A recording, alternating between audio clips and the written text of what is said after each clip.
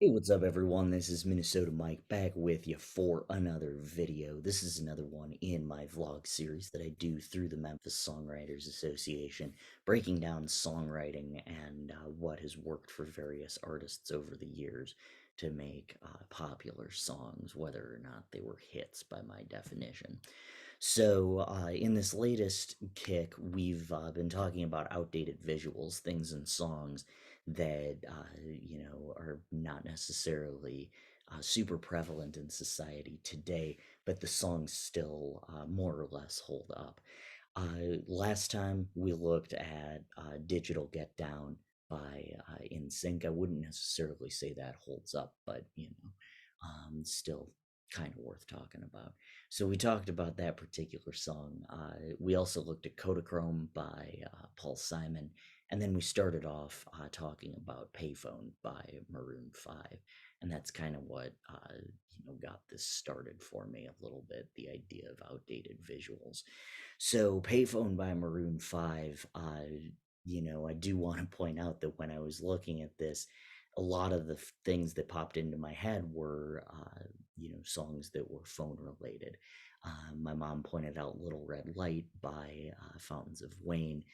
I already talked about Operator by Jim Croce in a previous blog. And so there was a lot to go on that phone outdated visual. So it became a little bit difficult for me to come up with other things. I still did it. But this fourth one in particular, I thought for a long time about it. And Big Blue Note was something that I came up with. And, I wanted to talk about something that wasn't phone related, and I wanted to have a little bit of a twist on letter writing because letter writing in song can be a very powerful visual and not necessarily super outdated. If you have a song about a soldier writing to family or his significant other, not a radical concept even for today's generations that no longer really write letters themselves. But I also wanted a song that was entirely about the letter received. So Darling Nikki by Prince was out, and Simple Twist of Fate as well found a note sitting by the phone. And Let Her Cry again found a note sitting by the phone. Things like that. I think it was by the windowsill in Simple Twist of Fate. But Let Her Cry by Hootie and the Blowfish, all of those songs that I just mention notes in one verse, so it's not, the entire focus. So lyrically, Big Blue Note picks up after a breakup of the narrator and his ex girlfriend. It chronicles the interaction between the narrator and a friend who comes over in the aftermath of the falling out, with the narrator insisting that his friend not throw that note away. The powerful thing about the visual of the note is that it's something tangible. So, yes, his phone, where he might receive a text, is tangible too, but a phone can be used for a lot of different things, although maybe not in 2005 when this song was released. The note's singular purpose is to convey that this particular relationship is over. Yet it's the only thing that he has left of her. We looked at Give It Away, for instance, where he has all of the picture and the king size bed and all of those things, but this note is all he's clinging to. So that adds a little level of desperation.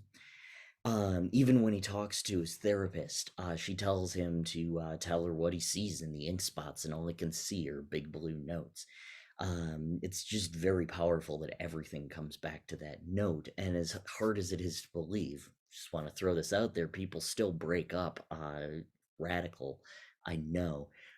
So really, that's not what's outdated about this visual. But today, people tend to break up either over the phone, via text, or god forbid in person, which adds a level of poignancy to this particular song. And so that's what's a little bit outdated about that. It's not the act of letter writing, but it's the act of leaving a note rather than sending a text or something like that. So melodically, this particular song uses a classic 50s progression of 1, 6, 4, 5. And in this case, the song is in the key of C major, and the chords are C major, A minor, F major, and G major for the verses. The choruses start on the 4 chord and go to the 3 chord and back to the 4 chord and the 5 chord and then the 1. So that's a progression of F major, E minor, excuse me, F major, G major, and C major. The second half of the chorus is the 1, the C chord, and that also starts the next verse. This 50s progression adds to the nostalgia of the song's concept.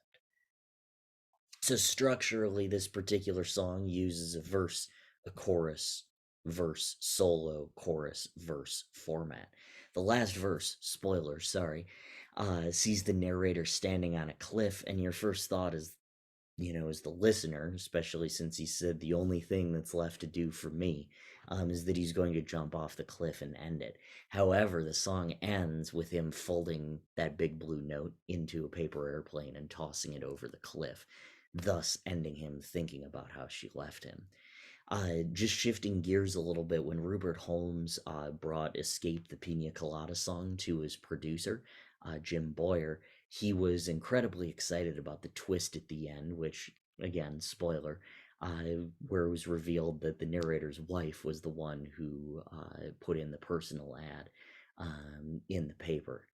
And should be pointed out, for as long as this took me, as soon as I saw Pina Colada, I thought, oh, that would have been another good one, because personal ads don't really exist either anymore. But anyway, so they ended up rekindling their relationship in that particular song because of that particular thing that, oh, I didn't know you like pina coladas. So there was that twist at the end of the Pina Colada song, and there was a twist at the end of Big Blue Note. And this particular song, Big Blue Note, was written by Toby Keith and Scotty Emmerich.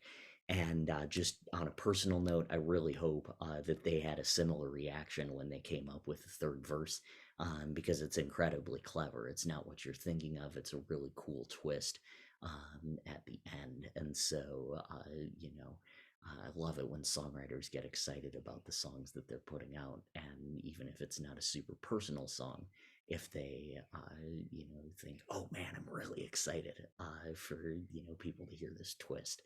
And even though I spoiled it, I still want you to listen to the song. So it is embedded below, and that is Big Blue Note. In my next blog, I believe I'm talking about cover songs, and so you guys will get to experience those covers, hopefully some that you've never heard before. But as always, I am Minnesota Mike. Thank you so much for tuning in. You can find all my other vlogs and all my other videos that I do with my own music on this YouTube channel. And speaking of my other music, I'm also on Spotify, iTunes, all your favorite streaming platforms as Minnesota Mike. Also, be sure to check out my other blogs and Joe Matthews' other blogs on the Memphis Songwriters Association website, which is memphiссongwritersassociation.org. Thank you so much.